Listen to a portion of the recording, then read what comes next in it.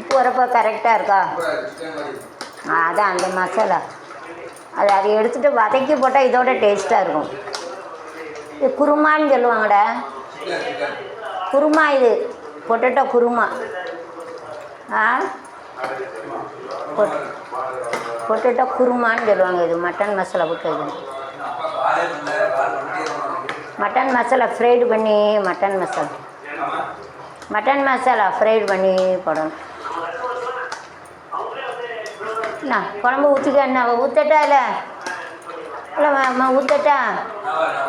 இல்லை ரொம்ப சூட்டோட. ஆமாம், பேக்கு தனியாக தானே வச்சுருப்ப. பேக்குக்குள்ளே வைக்க மாட்டேல, கம்ப்யூட்டருக்குள்ளே இலகிரும். பேக்கு கீழே வச்சுருப்ப, காலு கீழே இடம் இருக்குமா? காலு கீழே வச்சுருக்க இருக்கு. பின்னால் வைப்பாங்களோ எல்லோரும்? தனியாக தானே வைப்பேன்.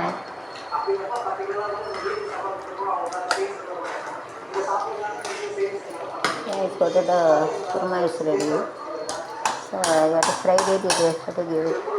So I got to put oil.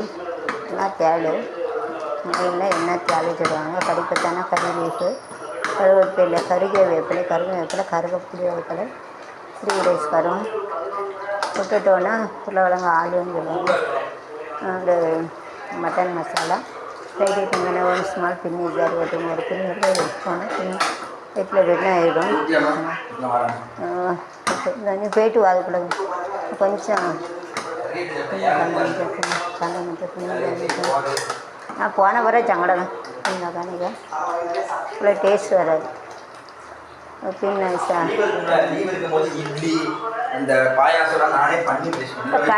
கட்டியாக வச்சாலே கொஞ்சம் தண்ணியாக வைக்கலாம், நல்லாயிருக்கும். அதிலே வை சுடும் தள்ளி.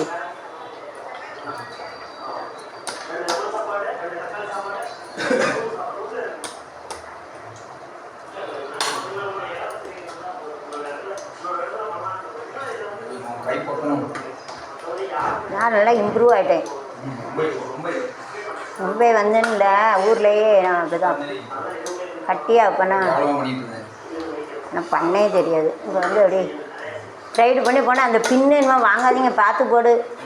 அப்புறம் அப்பா போடையில் உள்ளே பின்னு போயிட்டுனா அப்புறம் வயிறு ஆப்ரேஷன் தான் பண்ணணும். அதை செமிக்காது. புரியுதா? புரியுதா? லூசு போய் கணக்கா அதில் பின்னை கொடுக்குறா. என்னத்துக்கு பின்னை கொடுக்கணும்? அதை போட்டு வைக்க வேண்டியதானே. குடி எதுக்கு அந்த பின்னை போடணும்? எனக்கு பின்னை போட்டு என்ன காப்பின்னு சாப்பிடு நிறையா வச்சு சாப்பிடு. டேஸ்ட்டாக இருக்கும். சும்மாவே தின்னு. அப்போ அதில் ஊறுகாய் வச்சுக்கோ. இந்த ஊறுகாயெல்லாம் பண்டவையில் கீழே வச்சுருக்கு. நான் எடுக்கலை, நீ சொல்லுவான். இன்னும் இருக்குல்ல, 2 இருக்குல்ல. இல்லை அது ஒன்று கீழே கண்ணு தெரியல உனக்கு. 2 இருக்கே. எனக்கு குனிய முடியலை. பண்ண எனக்கு காப்பி குடி.